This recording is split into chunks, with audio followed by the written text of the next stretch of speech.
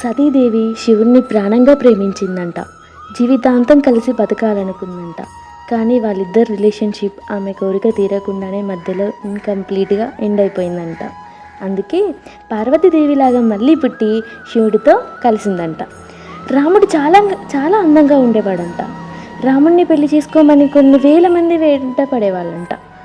వాళ్ళందరికీ రాముడు ఒకటే సమాధానం ఇచ్చాడంట: ఈ జన్మకి సీత మాత్రమే. మీ అందరి కోరిక తీర్చడానికి నేను ఇంకో జన్మ ఎత్తుతాను అన్నాడంట. అందుకే ద్వాపర యుగంలో కృష్ణుడికి 16,000 మంది గోపికలు. మనం కూడా అంతే.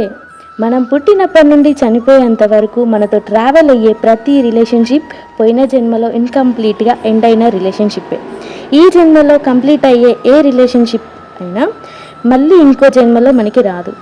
అది గుర్తుపెట్టుకోండి. ఆల్సో ఈ జన్మలో మీరు ఎవరినైనా ప్రేమించి వాళ్ళని సమ్ XYZ రీజన్తో వారిని పెళ్లి చేసుకోకపోతే, వాళ్ళతో కలిసి ఉండలేకపోతే ఏం బాధపడొద్దండి. వాళ్ళు మళ్ళీ మీరు కలిసి ఉండేంత వరకు మళ్ళీ మళ్ళీ మళ్ళీ జన్మలు ఎత్తుతూనే ఉంటారంట. ఒక్కసారి మీ కోరిక తీరిన తర్వాతే మీకు మోక్షం అనేది వస్తుందంట.